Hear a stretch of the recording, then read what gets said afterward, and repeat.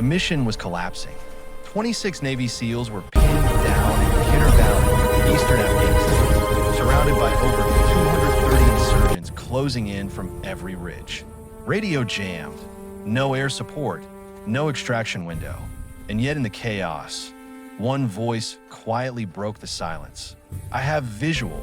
It belonged to Lieutenant Eris Sullivan, the soft-spoken recon sniper everyone dismissed as too quiet to survive. No one knew she'd climbed the impossible cliff right above them. No one knew she had the perfect angle. But the next 47 minutes would turn her into a legend. The wind howled through the narrow gorge like a wounded animal, carrying with it the acrid smell of cordite and burning metal. 26 Navy SEALs were pressed into a rocky depression barely 60 meters wide, their tactical formation shattered by concentrated fire from three directions. Commander Jake Harrison pressed himself against the jagged stone, his tactical vest torn from a near-miss RPG strike. Blood traced down his temple from shrapnel cut. Around him, his team fought with the precision of men who knew they were living on borrowed time. Tangos closing from ridge east, Lieutenant Marcus Chun shouted over the din, his rifle barrel already glowing red from sustained fire. 230 advancing in pairs. West flank's worst. Petty Officer First Class Devin Richards added, his voice tight, they've got our range dialed. Every time we move, they adjust. Harrison checked his tactical display, the GPS overlay showing exactly what he didn't want to see. Red hostile markers formed a tightening noose around their position. 230 insurgents, maybe more. They'd walk straight into a kill zone, so perfectly designed, it could have been lifted from a tactical warfare manual. The ambush had been masterful. What started as a straightforward target acquisition mission in the village of Hadera had turned into a nightmare. Intelligence suggested a high-value target was moving through the valley. Standard operation: insert quietly, establish observation, call in support if needed. Instead, the enemy had been waiting. They'd allowed the SEAL team to penetrate deep into the valley before springing the trap. Mortar fire had driven them into this gorge, and once inside, the enemy had activated signal jammers that turned their advanced communications equipment into useless weight. Radio still dead, Chief Petty Officer Nathan Brooks reported, working frantically with the comm equipment, getting nothing but static on all frequencies. They've got military-grade jammers positioned somewhere above us. Another RPG streaked overhead, impacting the cliff face 50 meters behind them. Loose rock rained down, and someone cried out as a fist-sized stone struck his shoulder.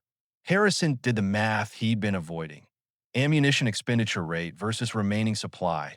Casualty rate versus combat effectiveness. Time until the enemy completed their encirclement versus realistic extraction scenarios.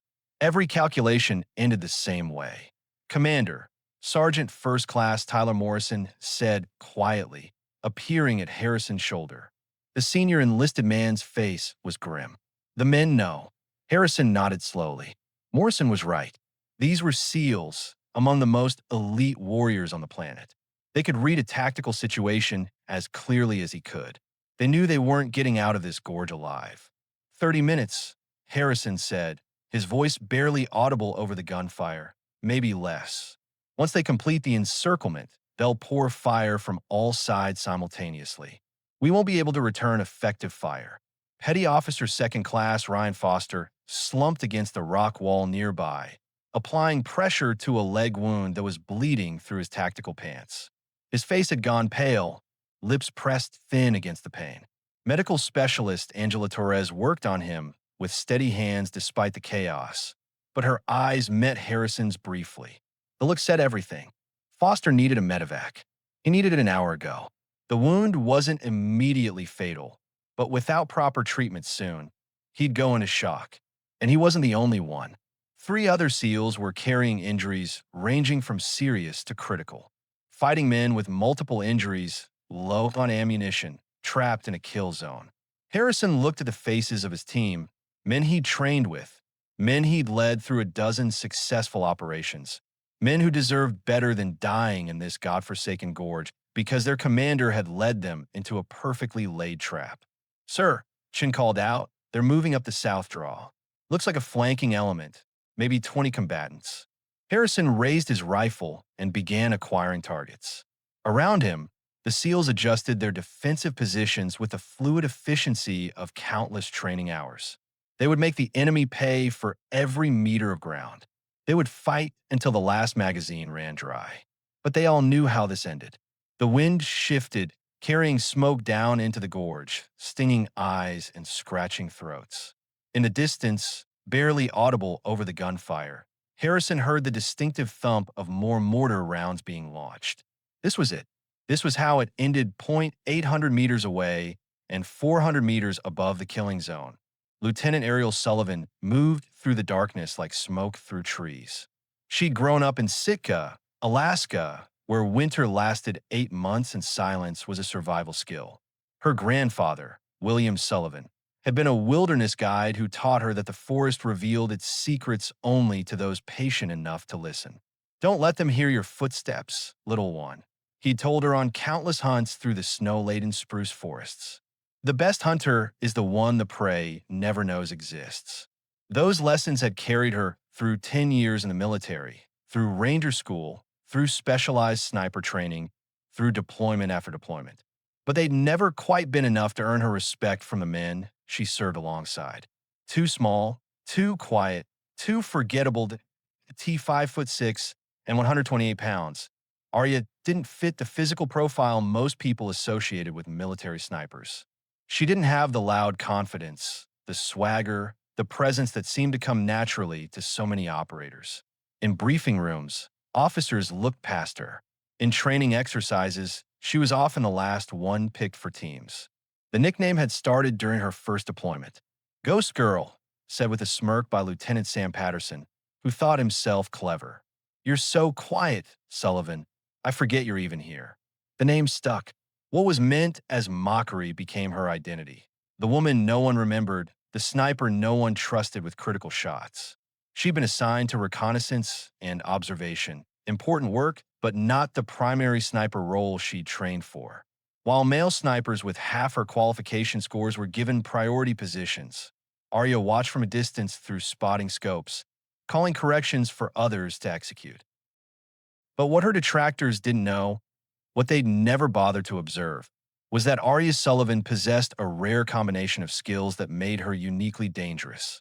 She could shoot, not just competently, but with an almost supernatural consistency. On the range, she routinely outscored operators with twice her experience. Her cold-bore shots, that critical first round fired from a clean barrel, were legendary among the few instructors who paid attention. She could climb.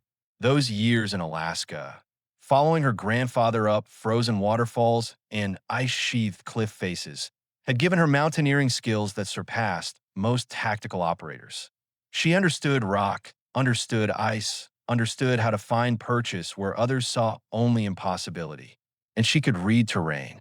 One glance at a topographical map, and Arya could visualize the landscape in 3 dimensions, could identify firing positions and approach routes that others missed entirely. These skills had kept her alive through 4 deployments. They'd made her an exceptional reconnaissance asset, but they'd never quite been enough to overcome the casual dismissal she faced from her peers. Until tonight. Tonight, those skills would be the difference between 26 flag-draped coffins and 26 warriors going home alive.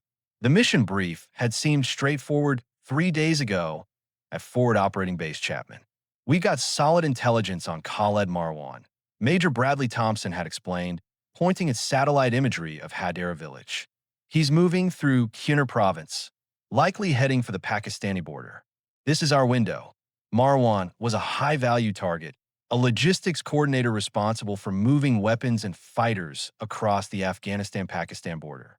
Taking him out would disrupt insurgent operations for months. The plan: insert a SEAL platoon, establish observation positions overlooking likely transit routes, confirm Marwan's presence, then either capture or eliminate depending on tactical circumstances. Standard counterinsurgency work, the kind of operation these teams had executed hundreds of times. Arya had been assigned to the reconnaissance element, positioned 300 meters behind the main force with orders to provide overwatch and report enemy movement. The insertion went smoothly. Two Chinook helicopters dropped them 12 kilometers from the target area under cover of darkness. They moved through rough terrain for 6 hours, reaching their initial positions just before dawn. Hadera village appeared quiet. Too quiet, Ariel had thought, studying the compound through her spotting scope. She saw normal village activity: women carrying water, children playing in dusty streets, men gathered outside the mosque. But something felt wrong. Command, Recon 2, she'd radioed. Village patterns feel orchestrated. Recommend enhanced surveillance before advance. Recon 2, Command, came the dismissive reply from Captain Vincent Howard, the mission's tactical coordinator. Your assessment is noted. Maintain current position. Command out. Translation: stay in your lane, Sullivan. The SEAL element advanced into the valley, moving with tactical precision through the boulder-strewn terrain. Arya tracked their progress, her unease growing with each passing minute. Then she saw it: a flash of reflected sunlight from a ridge position that should have been empty, then another from a different angle, and another. Command, Recon 2. I have multiple possible hostile positions on high ground. Recommend immediate halt and reassessment. Recon 2, Command. We have no confirmed hostiles. Do not clutter the command net with speculation. Command out. Arya bit back her frustration. Through her scope, she watched the SEAL element continue deeper into the valley, following a natural draw between two rocky ridges. The terrain funneled them inexorably toward a narrow gorge, and then the world exploded. The first mortar rounds impacted with devastating precision, bracketing the SEAL formation. Machine gun fire erupted from 3 positions simultaneously, perfectly coordinated, perfectly aimed. The SEALs immediately took defensive positions, returning fire, but they were caught in an expertly designed kill zone.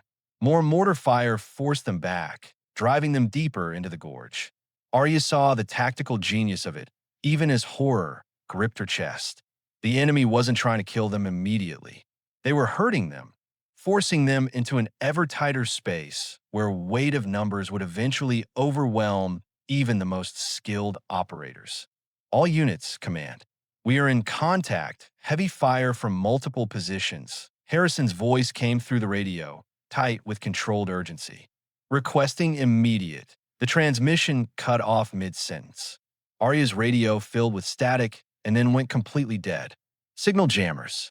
The enemy had activated military-grade electronic warfare equipment, cutting off all communications. She was alone. The SEAL element was trapped and dying, and no one could hear her calls for help that Arya's hands trembled as she lowered her rifle. Through the scope, she could see muzzle flashes from the gorge as the trapped SEALs fought desperately. She could see enemy fighters moving into positions on the surrounding ridges, tightening the noose.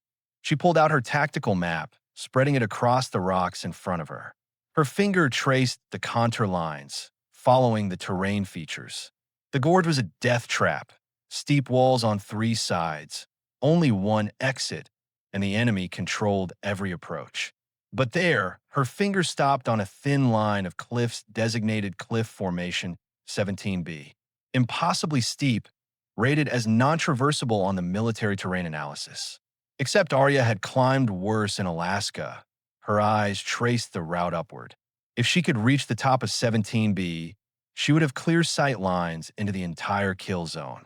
She would be above the enemy positions, with unobstructed angles on their fighting positions. It was a suicide climb. The slope exceeded 60 degrees in multiple sections. The rock face would be loose shale and sandstone, treacherous even in daylight with proper equipment. In darkness, with only the gear on her back, the odds of successfully completing the climb were maybe 1 in 5. But the odds of those 26 SEALs surviving without intervention were 0. Arya methodically stripped her pack down to essentials: water, ammunition. She counted 14 spare magazines for her M110 rifle, minimal climbing gear. Everything else got left behind. She checked her rifle one last time, then began the climb that should have killed her. Her grandfather's voice echoed in her memory. If you're going to take the shot, make it count. Make it mean something. The rock face rose before her like a wall of shadow, nearly vertical in places, crumbling and treacherous everywhere. Arya tested the first handhold, felt it shift under her weight, and moved to another. The wind had picked up as darkness deepened, gusting down from the peaks at speeds that threatened to tear her from a cliff. Every gust brought sand and grit that stung exposed skin and made her eyes water behind her protective glasses. She climbed methodically, using techniques learned in Alaska's Chugach Range. Weight on the legs, 3 points of contact always, test every hold before committing, read the rock by feel as much as by sight. 30 meters up, her hand closed on what looked like solid stone. It crumbled instantly, sending a shower of loose shale rattling down the cliff face. Arya's body swung outward, suspended by one handhold, her feet scrambling for purchase. For 3 terrifying seconds, she thought she was falling. Her right foot found a tiny ledge. She pressed down, testing it, then shifted her weight. It held. Her fingers found a crack in the rock face and wedged themselves in. Breathing hard, she steadied herself and continued upward. The tactical situation was deteriorating with every minute she spent climbing. Through breaks in the cliff, she could see muzzle flashes from the gorge below, flickering orange sparks in the darkness. The volume of fire told her the seals were still fighting. But for how much longer? 60 meters up, the cliff face became nearly smooth, offering almost no handholds. Arya traversed left, moving along a narrow ledge barely wider than her boot. Her fingers traced along the rock, seeking any irregularity that could support her weight. The ledge ended at a vertical crack, running up the cliff face like a lightning bolt. It was barely wide enough to get her fingers inside, but it was the only route up. Arya wedged her hands into the crack, placed her feet against the rock face on either side, and began chimneying upward. Her shoulders screamed with effort. The crack was rough and sharp, tearing at her gloves, threatening to shred the skin beneath. But she climbed, meter by agonizing meter, until the crack finally widened into a climbable chimney, 90 meters up. She found a natural cave, barely deep enough to provide shelter, but sufficient to catch her breath. She pressed herself into the darkness, lungs heaving, arms trembling with exhaustion. Below, the gunfire continued. Time was running out. The final section nearly killed her. The rock transitioned from sandstone to loose shale, every handhold potentially fatal. Arya moved with extreme caution, testing each hold multiple times before committing her weight. But caution could only do so much when the rock itself was fundamentally unstable. She was 120 meters up, perhaps 15 meters from the summit ridge, when an entire section of cliff beneath her feet gave way. The sensation of falling was oddly peaceful for the first fraction of a second, a moment of weightlessness, of release from the agonizing effort of climbing. Then survival instinct kicked in with electric intensity. Her right hand shot out, fingers clawing for anything solid. They caught on a small protrusion, maybe the size of a door handle, barely sufficient to arrest her fall. Her shoulder socket screamed as her full body weight suddenly loaded onto that single point. Her legs swung free below her, kicking desperately for purchase. The rock under her hand began to crack. She could hear it, a sound like glass breaking in slow motion. In seconds, it would give way entirely. Arya swung her left hand up, searching desperately. Her fingers found another hold. She pulled, taking some weight off the failing right-hand grip. Her right foot found a tiny ledge. She pushed up. The rock under her right hand shattered completely, but by then she'd already shifted her weight. She was moving upward, finding new holds, driven by pure adrenaline and the certain knowledge that stopping meant falling 120 meters on a jagged rock's point 10 minutes later. 10 minutes that felt like hours. Arya pulled herself over the summit ridge of Cliff Formation 17B and collapsed onto solid ground. She allowed herself 30 seconds of trembling relief. Then she crawled to the edge and looked down into the valley below. The entire battlefield spread out beneath her like a tactical map come to life. The gorge where the seals were trapped, the enemy positions on the surrounding ridges, the machine gun nests, the mortar teams. Every target clearly visible. Arya pulled her rifle forward and began setting up her shooting position between two large rocks that would shield her silhouette. Her hands moved through the familiar routine despite their trembling. Bipod deployed, range card prepared, wind flags observed, distance to targets estimated. She chambered around and settled in behind the scope. Through the magnified optic, she could see individual enemy fighters moving between positions, confident in their tactical superiority.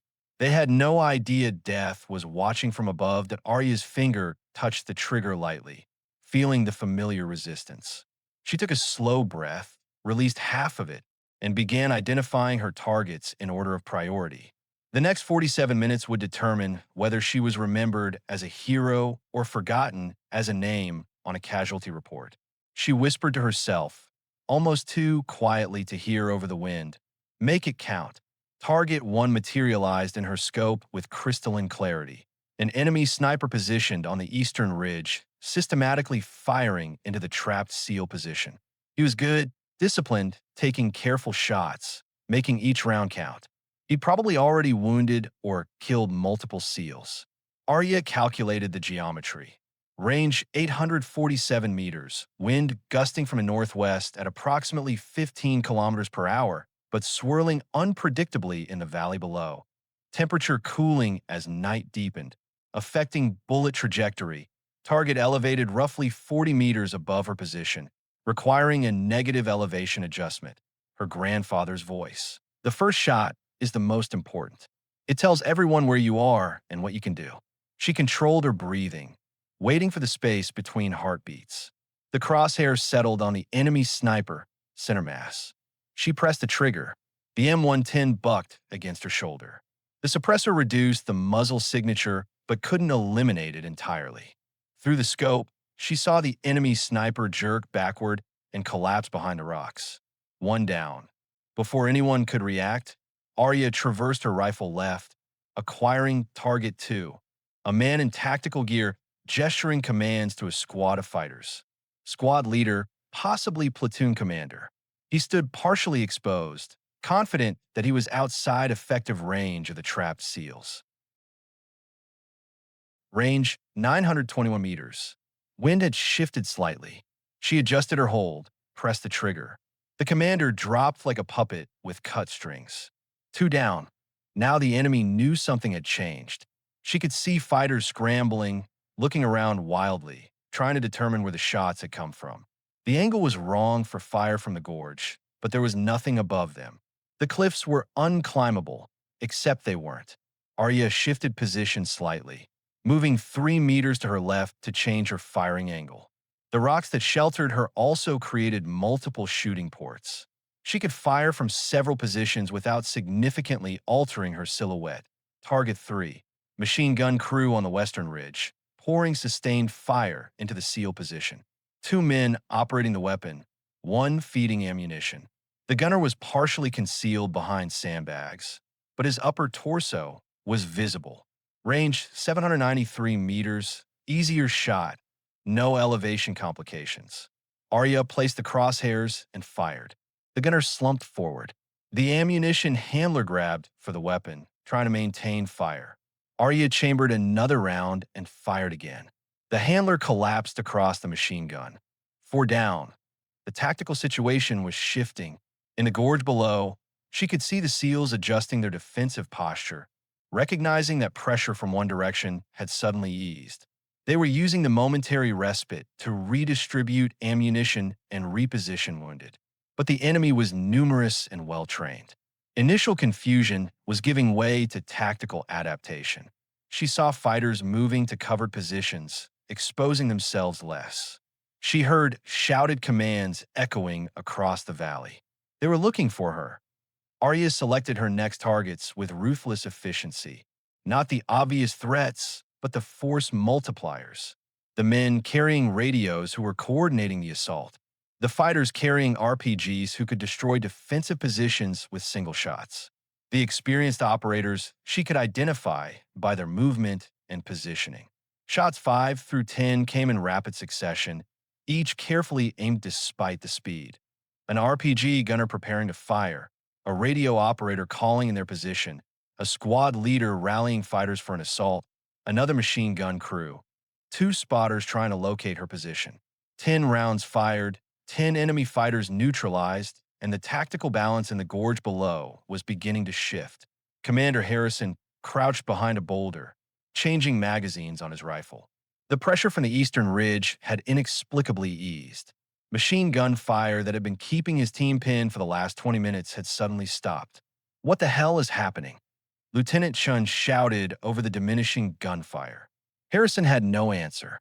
He'd been preparing to lead one final desperate breakout attempt, a last-ditch effort to take some of the enemy with them before being overrun. Someone's shooting at them, Sergeant Morrison said, disbelief evident in his voice. Someone with serious skills. From where? Harrison demanded. We're the only friendly forces in this valley. Morrison pointed upward toward the cliffs. Has to be from up there. The angle's all wrong for ground-level fire. Harrison looked up at Cliff Formation 17B, its sheer face barely visible in the darkness. That's impossible. Nobody could climb that. But even as he said it, another enemy fighter on the western ridge suddenly dropped, the distinctive crack of a precision rifle shot echoing across the valley. Impossible or not, Chin said quietly, somebody just did. Arya had fired 15 rounds when she saw them coming. 3 fighters detached from the main force and began climbing the southern approach to her position. They moved with military precision, using cover effectively, advancing in tactical bounds. These weren't ordinary insurgents. They were trained soldiers who'd identified her general location and were coming to eliminate her.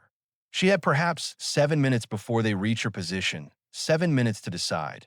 Stay and fight, or relocate and maintain her advantage. The tactical calculus was simple. If she stayed, she might eliminate these 3 threats, but would give away her exact position to the remaining enemy force. They would concentrate fire on her location, and eventually someone would get lucky. If she relocated, she could continue engaging targets while remaining hidden. But moving meant exposing herself, meant potentially losing this perfect shooting position. Arya glanced down at the gorge. The SEALs had used the reduced pressure to improve their defensive positions, but they were still pinned down, still taking casualties. They needed more time. She shifted her rifle, acquiring the lead climber. Range for 112 meters and closing. He was good, using available cover, keeping low, minimizing exposure. But he made one critical mistake. He was climbing during a full moon, and the moonlight reflected off the metal parts of his rifle. Arya placed the crosshairs on the glint of metal, waited for him to pause between movements, and pressed the trigger. The rifle bucked. The climber tumbled backward, rolling 30 meters down the slope before stopping against a boulder. The 2 remaining climbers immediately dove for cover. Now they knew she'd seen them. The hunt had become mutual. Arya grabbed her gear and moved. She relocated 40 meters along the ridge line, moving quickly but carefully, staying below the ridge line to avoid silhouetting herself against the sky. She found a new position between 2 large rocks with a slightly different angle on the valley. Through her scope, she saw the 2 remaining climbers advancing more cautiously. They'd learned. They moved only when shadows provided cover, used terrain effectively, presented minimal target profiles. But they were still coming. Arya ignored them for the moment and returned her attention to the main battle. The enemy was regrouping, preparing for a final assault on the SEAL position. She could see fighters gathering in a ravine, maybe 50 men consolidating for a coordinated push. She began servicing targets. Shot 16, a fighter carrying what looked like a man-portable mortar system. Shot 17, another radio operator. Shot 18, a fighter setting up a heavy machine gun position. Behind her, close enough to hear now, came the scrape of boots on rock. The climbers had split up, attempting to approach from 2 directions simultaneously. Smart and dangerous. Arya spun, transitioning from her precision rifle to her sidearm in one smooth motion. The first climber emerged from behind a rock formation 12 meters away, his own rifle rising. She fired 3 times, center mass. He dropped. Movement to her left. Arya threw herself sideways, rolling behind cover as bullets sparked off the rocks where she'd been lying. She came up in a crouch, sidearm extended, and engaged through a gap in the rocks. For shots, the second climber fell. Silence, just the wind and the distant gunfire from below. Arya quickly checked for additional threats, found none, and returned to her rifle. She'd been out of position for perhaps 90 seconds. In that time, the enemy assault on the gorge had begun in earnest. Fighters were advancing down the ravines on both sides, supported by heavy fire from the ridges. The SEALs were being overrun in time for careful target selection now. Arya began firing as fast as she could acquire targets. Shot 19, shot 20, 21, 22. Each round carefully aimed, but delivered with desperate speed. Fighters fell. The assault wavered. Confused shouts echoed across the valley as insurgents suddenly found themselves taking precision fire from an impossible angle. The advance stalled, then broke as fighters dove for cover. Arya's magazine ran dry. She dropped it, slammed in a fresh one, and continued firing. She was burning through ammunition now, but the SEALs needed time. Every second she could buy them was another second for reinforcements to arrive, for communications to be restored, for anything to change the tactical equation. Shot 28 struck an RPG gunner in the act of firing. His round went wild, impacting harmlessly on the cliff face. Shot 29 eliminated a squad leader trying to rally his fighters. Shot 30 took down a heavy weapons specialist setting up a machine gun. And then, finally, she saw him.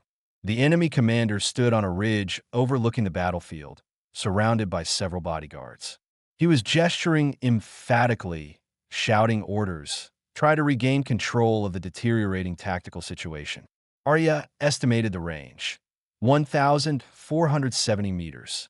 Long shot, very long shot in darkness with swirling winds and an elevated target. She settled into her shooting position, forcing her breathing to slow despite the adrenaline flooding her system. This was the shot that mattered.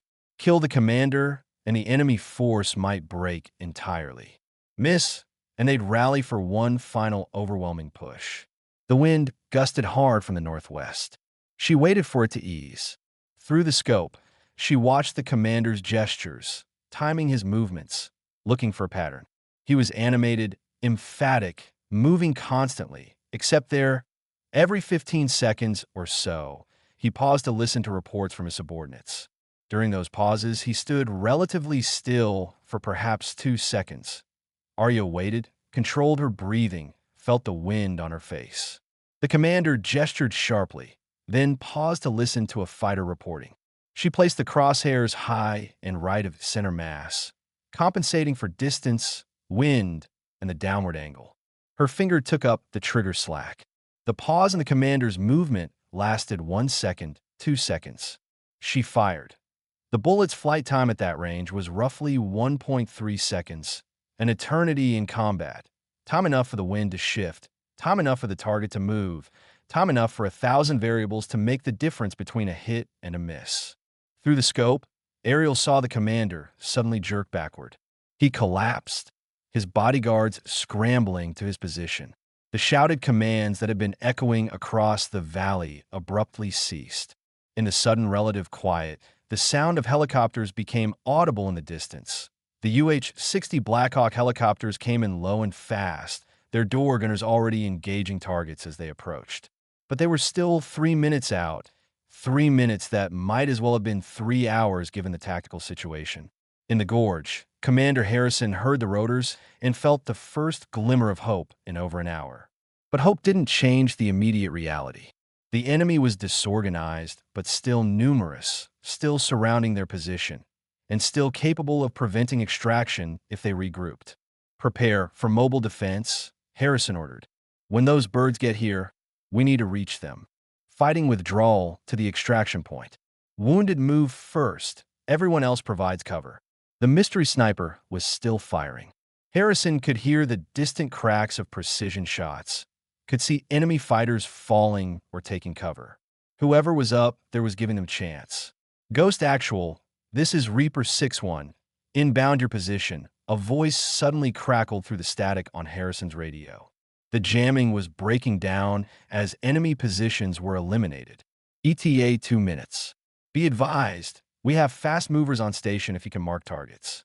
Harrison grabbed his radio. Reaper 6-1, Ghost Actual. We are in a horseshoe-shaped gorge, taking fire from 3 sides. Friendly forces only at the gorge floor. Anything above us is hostile. Copy that, Ghost. Starting our run now. The Blackhawks thundered over the ridge line, and suddenly the battlefield transformed. Door-mounted M240 machine guns opened fire, tracers arcing into enemy positions. The helicopters couldn't land in the confined space, but their presence alone changed the tactical equation. Arya watched the helicopters arrive and felt something release in her chest. They'd made it. The SEALs were going to survive. But the extraction wasn't finished yet. She could see enemy fighters repositioning, preparing to engage the helicopters. An RPG team was setting up on the northern ridge with a clear shot at the aircraft. She swung her rifle toward them. Range 673 meters. The RPG gunner was lining up his shot. No time for careful aiming. Arya placed the crosshairs and fired. The RPG gunner dropped, his weapon clattering down the rocks. The loader grabbed for it, and Arya fired again. The loader fell. Another RPG team appeared on the eastern ridge. She engaged them, and another on the west. She was firing continuously now, her rifle barrel hot enough to raise blisters if touched, burning through her remaining ammunition. But it was working. The helicopters maintained their position, their door gunners suppressing enemy fighters while ropes were thrown down to the trapped SEALs. Arya watched through her scope as the wounded went up first, hauled into the aircraft by crew chiefs, then the others, moving with tactical efficiency even in their exhaustion.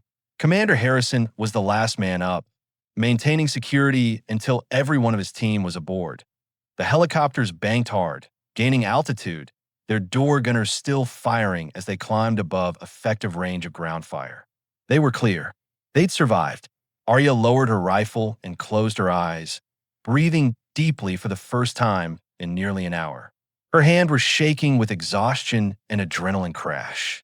Her shoulders ached from the climb and from firing over 40 precision shots in rapid succession. The palms of her gloves were shredded from the cliff climb, and she could feel blood sticky against her skin. But it didn't matter. 26 men were alive who should have died in that gorge. She made it count. Now came the hard part, getting down. The descent took 3 hours, moving slowly in the darkness down the treacherous cliff face. By the time Arya reached the valley floor, the eastern sky was beginning to lighten with approaching dawn. She was walking toward the extraction coordinates when the Blackhawk returned, landing in a clear area 200 meters ahead of her. Commander Harrison jumped down before the skids even touched ground, followed by several of his team. They saw her approaching, a small, exhausted figure covered in rock dust and blood, carrying a rifle that was still warm from firing. Harrison walked forward slowly, like he was approaching something he couldn't quite believe was real. Behind him, the other SEALs stared in equal disbelief. "You," Harrison said quietly when he was close enough. He recognized her from the mission briefing. "You're the one who, Lieutenant Arya Sullivan, sir. Recon element." Her voice was hoarse from dehydration and shouting into the wind during the climb. "You climbed 17B?" In the dark. This from Lieutenant Shun, who'd studied the topographical maps. That's not possible.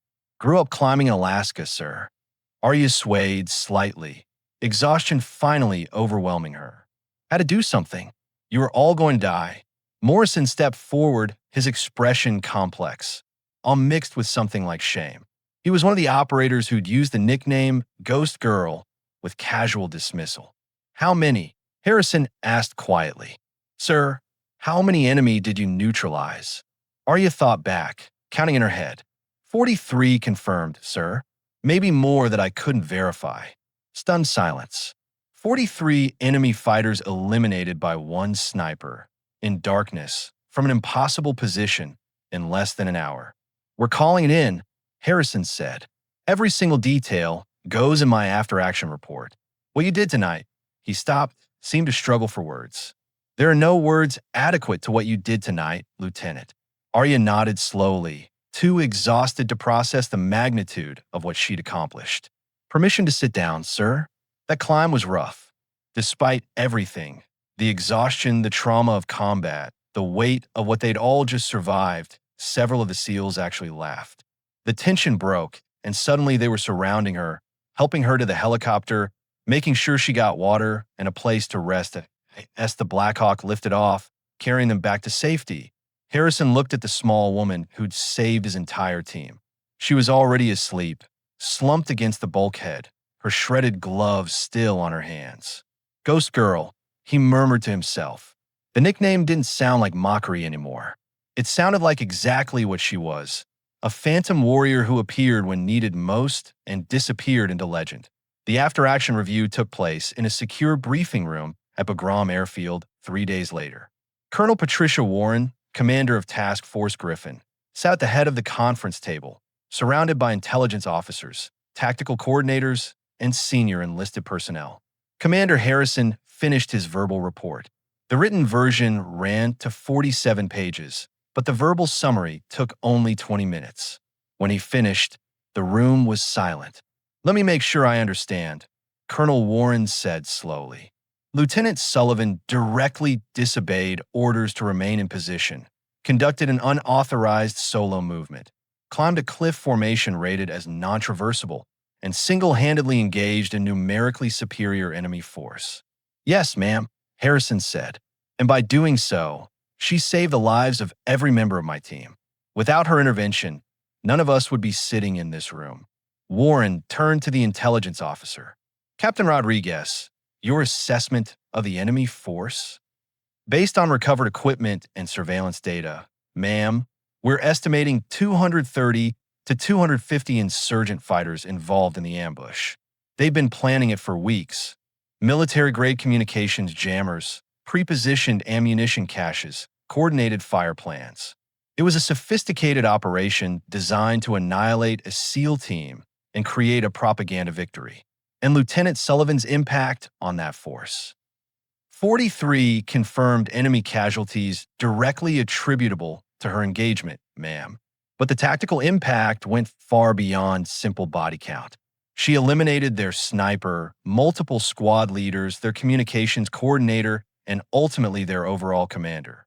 The force effectively collapsed as a coherent fighting unit. Our assessment is that her intervention was the decisive factor in the battle." Warren leaned back in her chair, studying the ceiling for a long moment. Then she looked directly at Harrison. "Commander, your recommendation regarding Lieutenant Sullivan's actions?" "Commendation for valor, ma'am. Silver Star at minimum. What she did went so far beyond the call of duty that I'm not sure we have adequate decorations to recognize it properly. Despite the fact that she violated direct orders?" Harrison didn't hesitate. "With respect, ma'am, we give our people extensive training and trust them to make tactical decisions in the field." Lieutenant Sullivan assessed the situation, recognized that standard protocol would result in catastrophic casualties, and took action to prevent that outcome. "That's exactly what we train our special operations personnel to do." Warren nodded slowly. "Captain Howard, you were the tactical coordinator. You ordered Lieutenant Sullivan to maintain position and dismissed her tactical concerns. Your assessment now." Captain Howard's face was tight with suppressed emotion. "I made an error in judgment, ma'am. Lieutenant Sullivan identified enemy positioning that our intelligence had missed. Her warnings were accurate, and I should have heeded them. That error nearly cost 26 lives. What's your recommendation regarding Lieutenant Sullivan?" "Full commendation, ma'am, and assignment to primary sniper roles, not reconnaissance. We've been wasting her capabilities." Warren looked around the room. "Anyone disagree?" Silence. "Very well. I'll forward the commendation packet to division. In the meantime," she pressed a button on the intercom, "send in Lieutenant Sullivan." Arya entered the briefing room wearing a fresh uniform, her hands still bandaged from the climb. She came to attention. "At ease, Lieutenant," Warren said. "Sit down. We need to discuss your future in this task force." Arya sat, her expression carefully neutral. She'd been expecting disciplinary action for violating orders. "Let me be clear," Warren continued.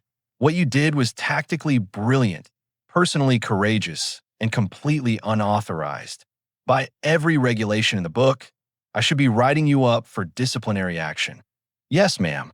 However, regulations exist to serve the mission, not the other way around. Your actions saved 26 lives and destroyed a sophisticated enemy operation. Commander Harrison and every member of his team are alive because of your initiative. Warren slid a folder across the table. This is your new assignment, Primary Sniper, Direct Action Team. No more reconnaissance backwater postings. You've demonstrated capabilities that this task force needs in frontline operations. Arya opened the folder, scanned the assignment orders, and looked up in surprise. Ma'am, this is a Tier 1 position. Yes, and you earned it. The question is whether you want it. These assignments are voluntary. High risk, high operational tempo. If you prefer to, I accept, ma'am. Warren smiled slightly. I thought you might. Dismissed, Lieutenant. Your new team leader will contact you tomorrow. Arya stood, came to attention, and turned to leave. As she reached the door, Harrison spoke. Sullivan. She turned back. Thank you, Harrison said simply. Behind him, several other SEALs who'd been part of his team nodded agreement. Arya's expression finally cracked, just slightly. Just doing my job, sir. No, Harrison said quietly. What you did went far beyond any job description. You gave us our lives back. We won't forget that. As Arya left the briefing room, Colonel Warren turned to her assembled staff. Make sure this gets properly documented. We need this engagement in our tactical training curricula, and I want Lieutenant Sullivan's climbing approach analyzed and incorporated into our mountain warfare protocols. Already in progress, ma'am, the operations officer confirmed. Warren nodded. Good. One more thing. I want to make very clear throughout this task force that operational capability has nothing to do with physical size, gender, or volume of personality. We judge people on performance. Lieutenant Sullivan just set a very high standard for performance. I expect everyone to take note. News traveled through military communities the way fire travels through dry grass, quickly and with growing intensity. Within a week, every special operations unit in Afghanistan knew the broad strokes of what had happened in Kunar Valley. The specifics remained classified, but the essence of the story spread. A single sniper operating alone from an impossible position had saved an entire SEAL team from annihilation. The nickname Ghost Girl took on an entirely new meaning. What had been mockery became mythology. Sullivan became the Ghost, a phantom warrior who appeared when needed most. For Arya herself, the aftermath was complicated. She received the Silver Star in a ceremony attended by senior officers from 3 different special operations commands. The citation was necessarily vague about operational details, but clear about the outcome. Extraordinary heroism in combat against numerically superior enemy forces. Her grandfather couldn't attend. Civilian access to forward operating bases was obviously restricted, but she spoke with him via satellite phone the night after the ceremony. You climbed a cliff in combat, William Sullivan said, his voice amused despite the gravity of the situation. You know what this means, don't you? What, Grandpa? Means I trained you right. Means you remembered what matters. Not the recognition, not the fame, just doing what needs to be done when it needs doing. I was scared the whole time, Arya admitted. Thought I was going to fall. Being scared is fine. Being scared and doing it anyway, that's what courage actually is. I'm proud of you, little one. After the call, Arya sat alone on the roof of her quarters, looking out across the Afghan landscape. The recognition was gratifying, but what mattered most was that 26 men had gone home to their families instead of going home in flag-draped coffins.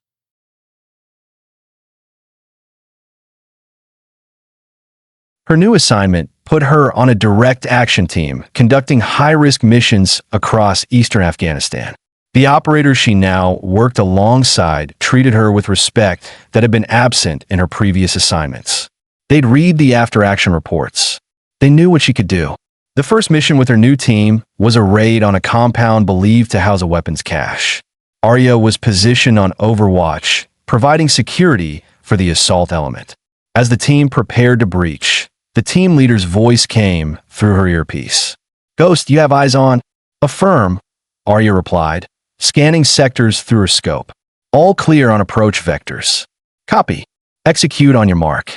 It was a small thing, giving her the authority to call the timing of the assault based on her sniper perspective, but it represented a fundamental shift. She was trusted. She was valued. She was an integral part of the team. The mission went perfectly. No casualties, objective achieved.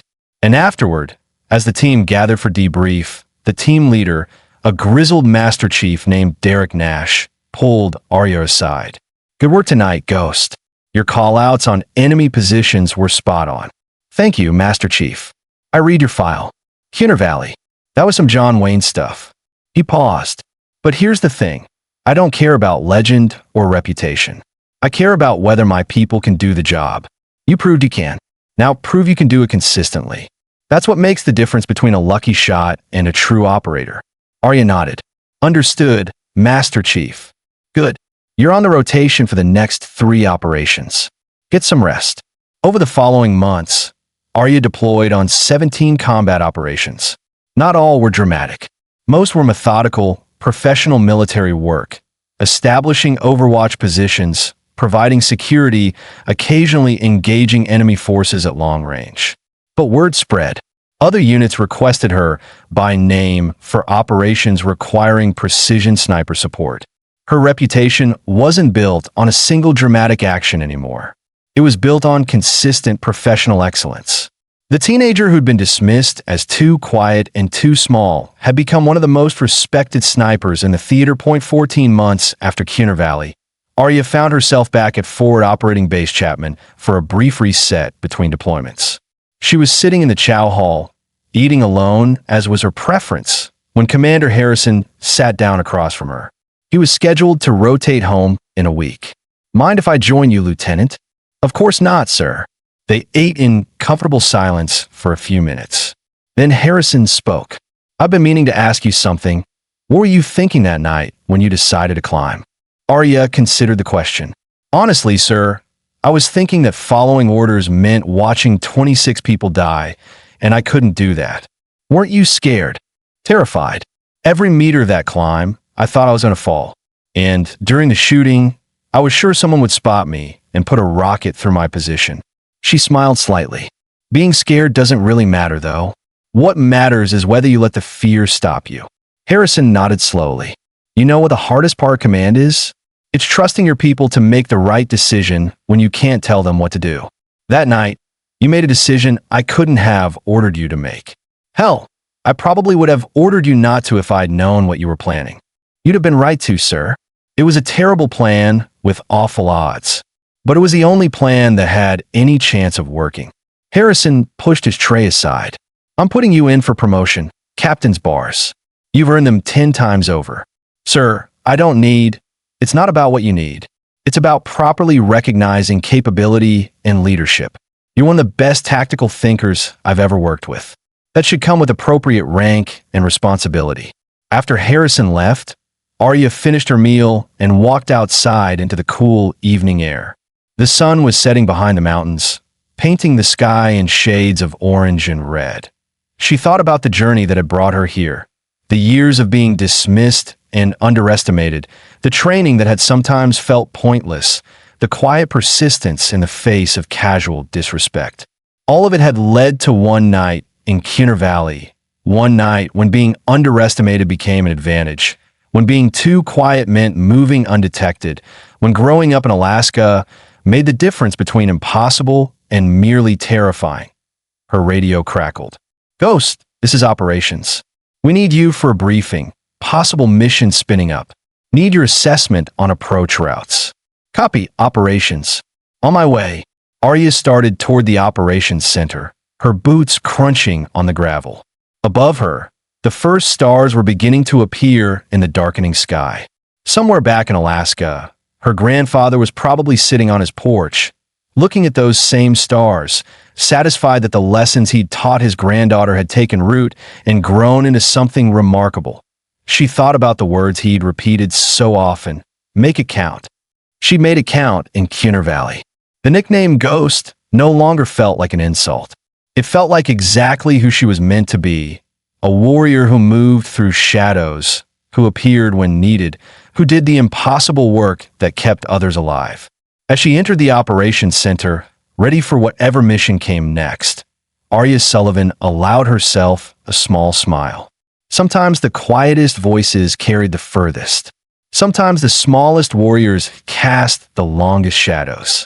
And sometimes the person everyone underestimated turned out to be exactly the hero the moment required.